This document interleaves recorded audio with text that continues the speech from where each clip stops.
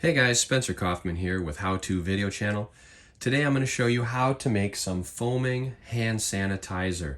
Now, this is a very tricky formula. There are so many different ways to make hand sanitizer, but only one way to make sure it foams properly.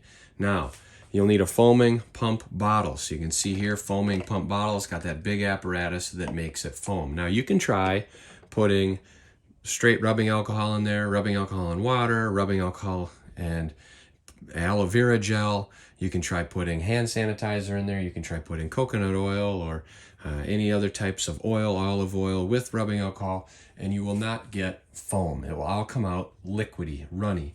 The only way you can get foam is if you use soap. Now, if you try soap and rubbing alcohol, you need a lot of soap, and then your hands get all slippery and grimy, and you really need to rinse off once you use the hand sanitizer. Well, that defeats the point. We want something that you can put on your hands and it dries automatically and you don't have to wash it off. So I think we found out what it is. We're going to test it out right now and show you guys what the method is. So the first thing to do is obviously remove the cap here, set that over. The things you'll need: rubbing alcohol, some essential oil, some soap, and some water.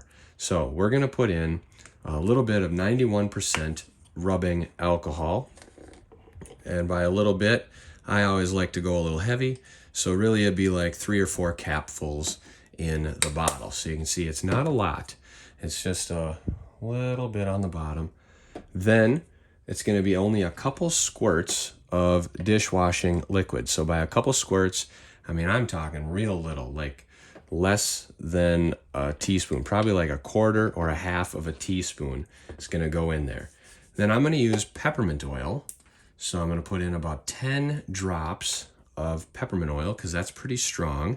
If you're using a different scent, come on now, like lavender or something that isn't as strong as like peppermint or eucalyptus, then you might want to do 15 or 20 drops even.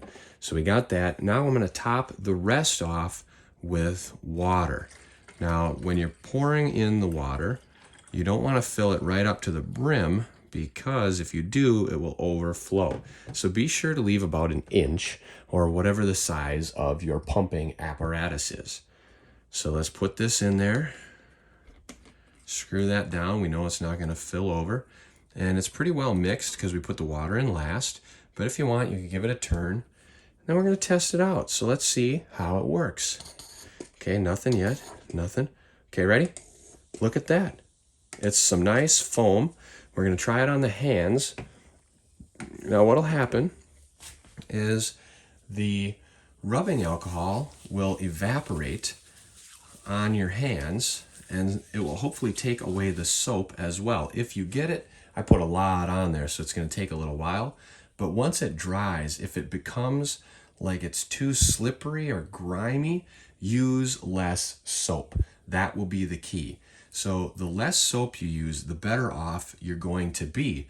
But if you don't use enough soap, it's not going to come out as foam. Now, I maybe put a little bit too much in there, but it's because it's taking so long to dry. I also put way too much on my hand.